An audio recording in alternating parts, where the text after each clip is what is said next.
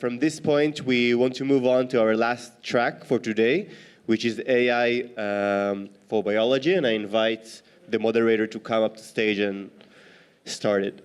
Thank you for a great session on signal processing. We hope to see you next year, Ziv. Thank you for organizing that. Okay, so my name is Mon Shachar, and I'm from the AI Center in Tel Aviv University, and this is our final track for today on a subject that I'm really fond of, AI for biology. So without further ado, I call Professor Tal Pupko from the Shmunis School of Biomedicine. Good afternoon, everyone. I want to thank you all for staying, first of all. Many left, so thanks for being here. I want to thank the TAD Center at Tel Aviv University for promoting AI.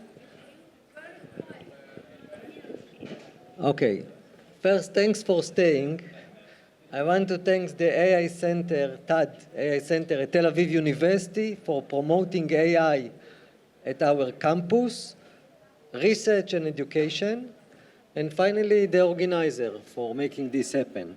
My name is Tal Pupko, and I will describe our work. I'm from Tel Aviv University, and I will describe our work regarding multiple sequence alignment. I will explain what is alignment, why it's important, and how we use AI to make it more faster and more accurate. So AI is changing our world. I don't need to convince you. In medicine, economics, education, sports, and recently also in basic biological research, including evolution and pathogenicity. And today I will mainly focus on evolution, how AI impacts evolution. So in my group at Tel Aviv University, we develop algorithms for biology, including finding important regions in proteins, finding phylogenetic tree, ancestral sequence reconstruction, and more.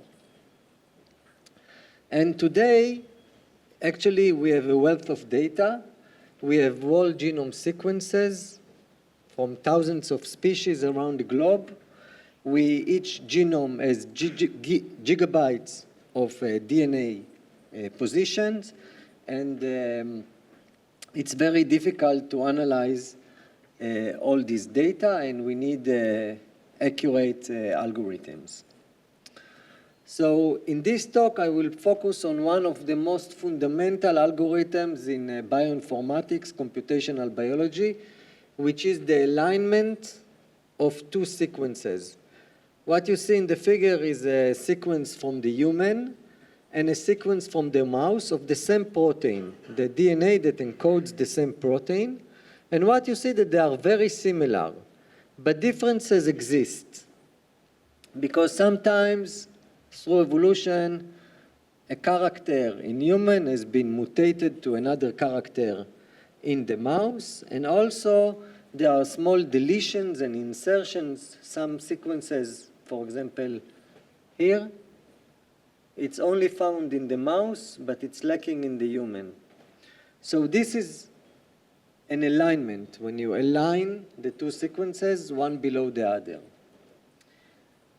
And when you align sequences, many times you see substitutions. Substitutions is like when you see T in human and A in the mouse, and deletions or insertion. In fact, we don't know what happened in the evolution. We don't know if the human part was deleted or the mouse, a new sequence was inserted in this place.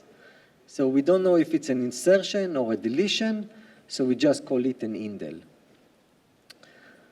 And why it's so important to align? So you must have heard about, or maybe you've heard about AlphaFold. AlphaFold is a revolutionary AI algorithm for predicting protein structures. In fact, they used alignment as part of the inference procedure. Every time we want to infer phylogenetic relationship, we want to infer the tree of life, how all the organisms on Earth are related to each other, we use alignment as part of the process to know from DNA the ages of ancient animals or plants. We need molecular dating. Sometimes we even use alignment to infer the sequence of ancestral sequences, and then we can synthesize them in the lab and study the evolution of now extinct organisms. And again, we use multiple sequence alignment or alignments algorithm in general for this task. And also for annotating genomes, usually you sequence a genome, you just get A, C, G, G, T, doesn't tell you a lot. You actually try to search for similar regions in well-studied organism in order to know the meaning of the DNA, and this is called annotation, where a protein starts, where it ends, etc. So we use alignment. So I hope to convince you by now that alignment is actually very important. And because it is so important, a lot of algorithms were previously developed to align sequences. So I will briefly go over these algorithms. Let's assume that we have two sequences, and we want to align them. So this is one possible alignment.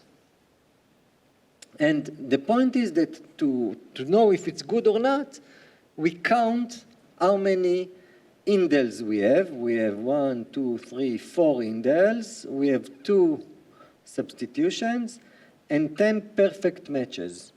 And the more perfect matches we have, and the fewer indels and mismatches, we consider the alignment to be better.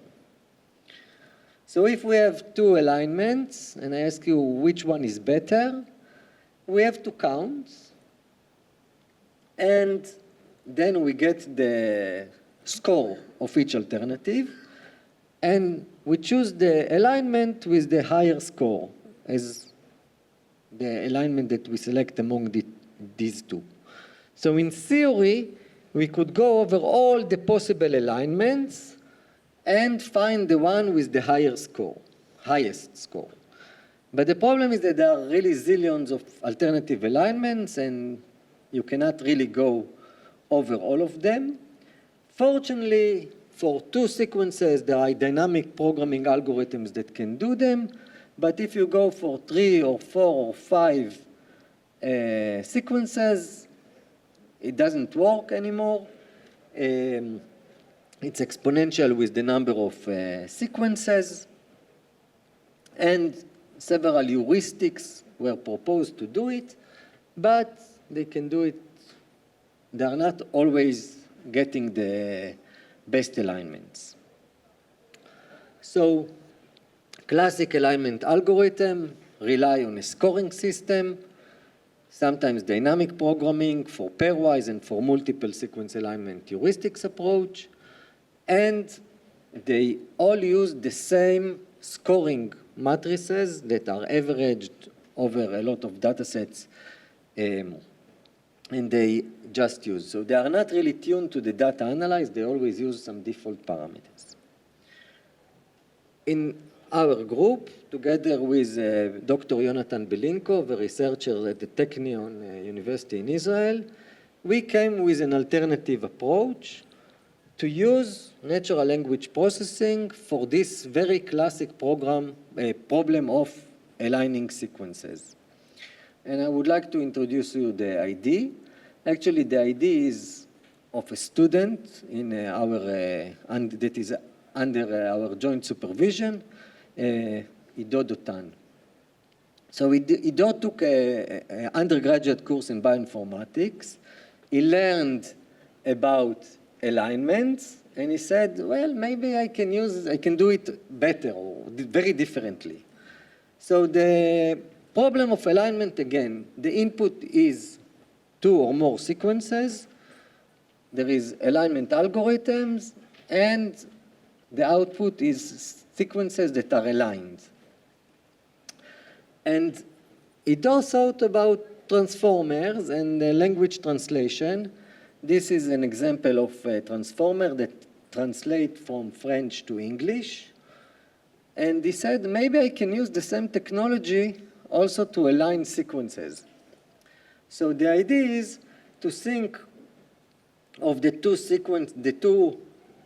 sequences as a sentence in one language, unaligned language, use the transformer to translate these unaligned sequences to maybe another sentence in the aligned language, and to use the same technology. And we thought there is AlphaGo, so we thought AlphaFold, AlphaGo, we called our program Beta Align.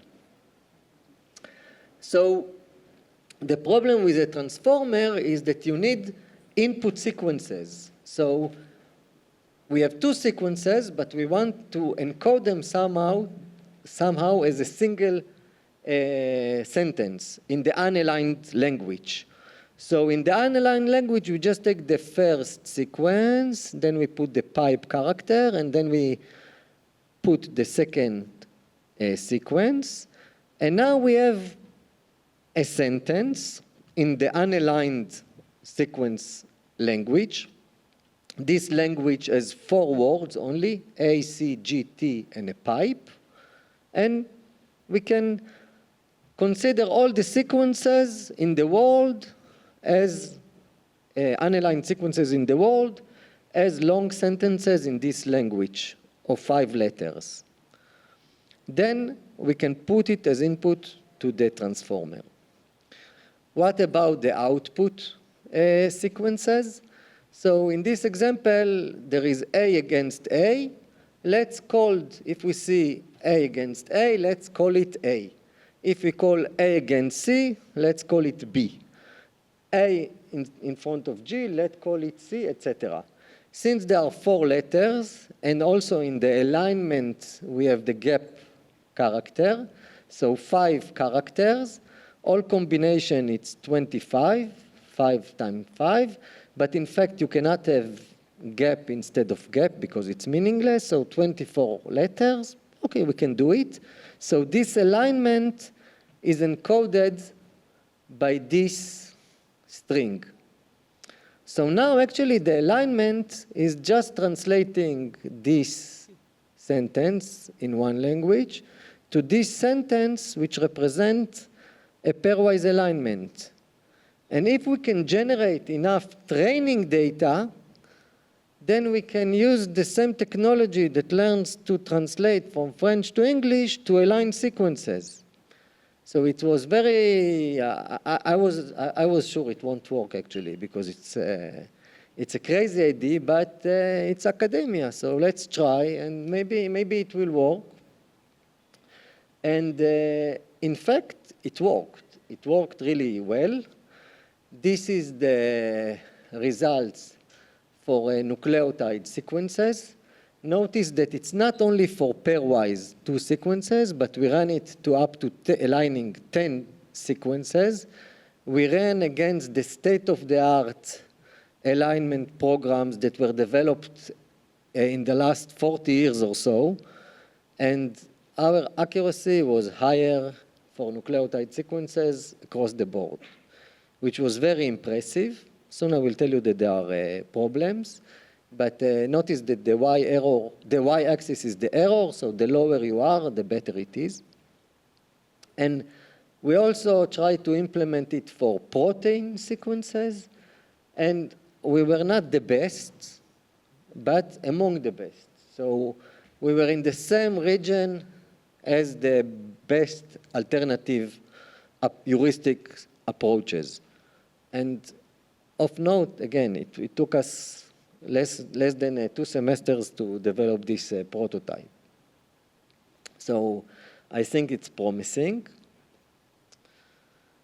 Of course, there are many technical issues, like what is the best way to encode the sequences. Sometimes we got invalid alignment, so actually the transformer learns to predict the next character. The loss function is not exactly the multiple sequence alignment accuracy. So we had to solve this issue. Also the attention map is limited in terms of memory, so we could not handle very long sequences. What I'm trying to say is that there are a lot of technical challenges, but in general, this approach of using language model to align sequences, it's really innovative and it works well. And hopefully, in the future, we can actually develop dedicated transformer to this problem, not use off-the-shelf transformers, and I will just skip it, and we can also apply it for cases in which standard alignment algorithm currently cannot deal with. For example, tandem duplication. So when there is a sequence, a small string that was duplicated. Standard dynamic programming algorithms don't work here, and our transformer actually can learn to align it as long as we give it enough examples as input. So I just want to thank Jonathan Belinkov, my other group member, Tad, Safra, and you for staying and listening. Thanks a lot.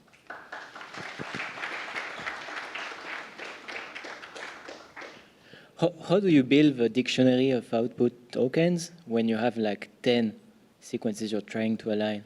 So the point is that we also, I didn't present it here, but we have other representation of multiple sequence alignment in which we keep the number of tokens very limited. We don't use the exponential representation. We can talk about it later. So let's thank the speaker again.